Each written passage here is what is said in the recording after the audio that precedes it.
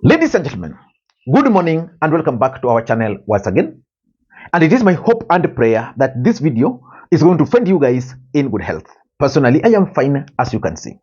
Kisumu is fantastic, and maybe you could also let me know where you're watching the video from, the county or the country, in case you are out of the republic.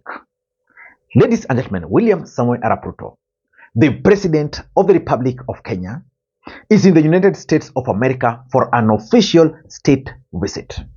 And the president is accompanied by several leaders, including those from Azimio. Gladys Wanga is there, Wavinya Ndeti is there, and the presence of Pauline Njoroge is also raising serious questions. So in this video, I want us to ask ourselves one question. Has Pauline Njoroge dumped Uhuru Kenyatta? The presence of Pauline Njoroge in William Ruto's team, the presence of Pauline Njoroge, in my view, is significant because of three main reasons. Number one, Pauline Njoroge is a close ally of Uhuru Kenyatta. Why is she in the United States of America? What is she doing there? What is her real mission in the United States of America with Ruto? Has she dumped Uhuru Kenyatta? Number two, Pauline Njoroge has been one of the biggest critics of Kenya Kwanza government. Now, by going to the United States of America, will she change? And of course, we also know that Pauline Njoroge is an official of Jubilee Party. And William Ruto has been trying so hard to forcefully take control of Jubilee Party. So in this video, I want us to do critical analysis why Pauline Njoroge accompanied William Ruto to the United States of America. But before we do that, for those who are watching this channel for the first time, please take a second or two, click the subscribe button so that next time we produce a video like this, YouTube will automatically notify you. And to the subscribers, I want to continue thanking you guys for your continued support, because without that support, this channel cannot be where it is. Ladies and gentlemen, the first question: who is sponsoring Pauline Njoroge to the United States of America?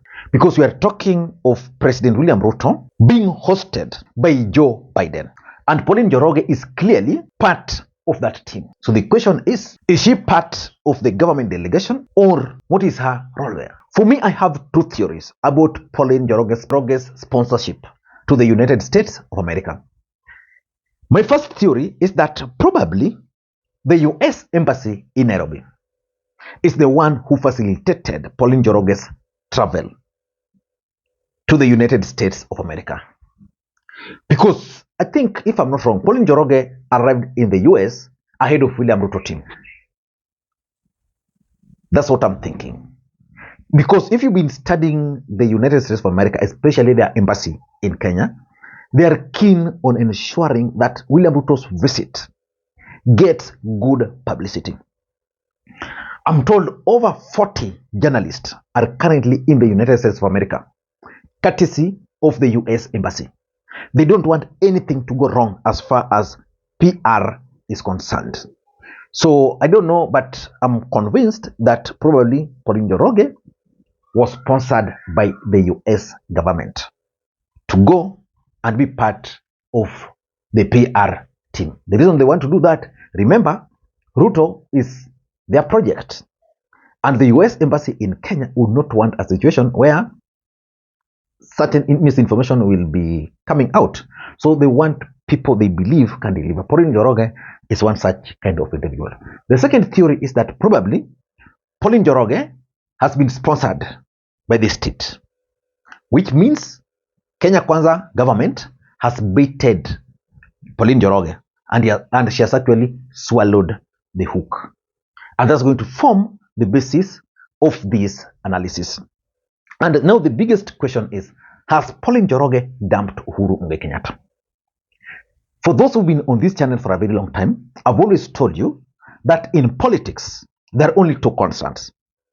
The first constant in politics is interest. The second constant in politics is betrayal. As long as the interest of Pauline Njoroge and those of Ruto or Kenya Kwanza government are converging, they will always work together. And of course, if Ruto can betray Rigathi Gachagua, If Uhuru could betray Ruto or Ruto could betray Uhuru Kenyatta, what about Pauline Njoroge and Uhuru Kenyatta? The only thing which is going to affect Uhuru Kenyatta in a big way is that the absence of Pauline Njoroge will be felt in a very big way. First of all, let me just take you through a post which Pauline Njoroge made. Of course, once she landed there, she posted Washington DC. This was, I think, before the president arrived, and she just made some post there, nothing much, and that's when Kenyans started questioning what she was doing there, when Ruto was also expected there. Then the next photo, again on this day, Christian around the world and throughout centuries. So on this day, he attended a church service there. Okay. Now, the next day, this is what she posted.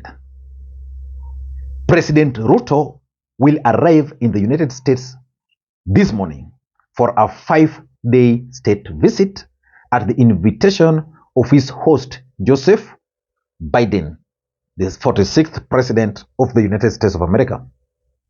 Kenya is a key strategic player in the global arena, and it's no surprising that our president becomes the first sitting African president to be invited on a state visit to the United States of America since 2008. You got the point there. Now, Pauline Njoroge was now announcing to the entire world that William Ruto is expected and that this is historic. So she's adding our strategic value to the rest of the world can be articulated in different ways. So she's explaining a lot of things here. And she shared a photo there, and the caption for that photo is ongoing preparation at White House ahead of the state visit. You can see that photo there. I don't know whether she took the photo by her phone or what, which means she was ahead of the president. The next day, nothing much. Then now, this is the boom. Whether in UDA or Azimio, we must always remember that we share the flag. Once Kenyan government crosses the border to engage with other government out there, we must all join to support it.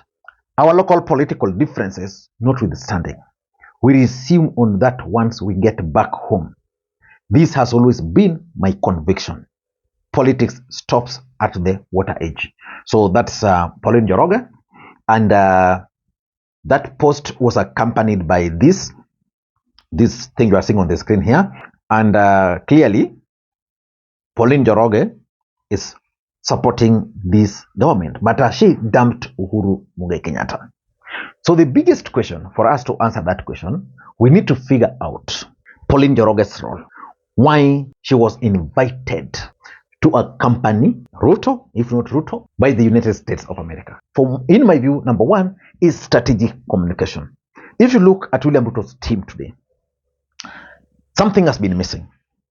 Someone who can articulate government policies, someone who can communicate in a way that Kenyans can understand. Let us face it. If you take Dennis Itumbi on this side and compared her to Pauline Njoroge, there's a very big difference.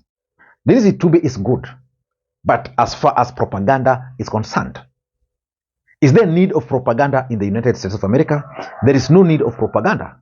Propaganda is only good down here, especially for the Tugeges, because they can easily consume propaganda. Like I was seeing here, Dennis Itumbi had made a post that William Ruto has created 800,000 jobs. And Kenyans were asking him where and how. But if you've been checking or monitoring Pauline Njoroge's posts, especially the ones in the United States of America, they're very strategic. So I think they wanted someone, the government wanted someone who could ensure that William Ruto's visit gets the right communication. And they're finding it in Pauline Njoroge. So probably after that event, maybe Pauline Njoroge will come and start hitting the government. I don't think so. You know, in politics, there are certain moves that once you make them, they'll stick. I don't think Pauline Njoroge will be able to, even Uhuru Kenyatta probably will not really embrace her. Number two, I'm also looking at the move to invite Pauline Njoroge by Kenya Kwanza government to the United States of America as part of their wider strategy to win her support. Remember, these guys have tried all possible avenues to win the support of Pauline Njoroge. I remember when Jack Akimba went to join Ruto in the hope that he was going to manage their bloggers, she reached out to Pauline Njoroge. Pauline Njoroge rejected.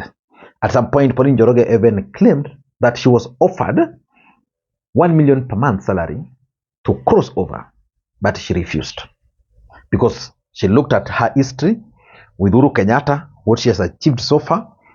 She didn't see the need of joining Kenya Kwanza that time. So now there was this opportunity of William Ruto going to the United States of America for a state visit. Who declined that offer? Who? Because everybody in this world has a price. It's only that some people have a bit of conviction. You can weigh, is this worth it? So that was a good strategy. So probably they convinced her, go accompany the president.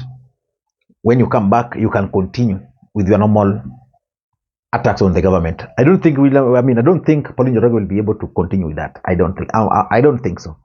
I don't think so. Because probably she has now interacted very closely with the president, the first lady, the team, the president's team during this period. Yeah, like if it's 5 day, interacting with them, you bond. Yeah, so when she comes back, probably she'll have a different thought. Number three, I'm also looking at William Ruto and Rigathi Gachagwa's politics in the mountain. Based on the way things were moving, Rigathi Gachagua had started winning the support of key strategic people in the mountain. So William Ruto and his team figured out that for us, Rigathi Gachagua is winning some of these people. But let us get Pauline Njoroge. Let us get Wahome Thuku from Rigathi Gachagua. Because I remember Pauline Njoroge had even started posting positive things about Dorcas Gachagua. Yeah. So now she's on this side. I can assure you, Pauline will be conflicted on her support for Dorcas, for Rigathi, for Ruto. So these guys have strategically managed to block or to stop Rigathi Gachagua from winning the support of Pauline Njoroge, or they've stopped Pauline Njoroge from aligning herself to Rigathi Gachagua.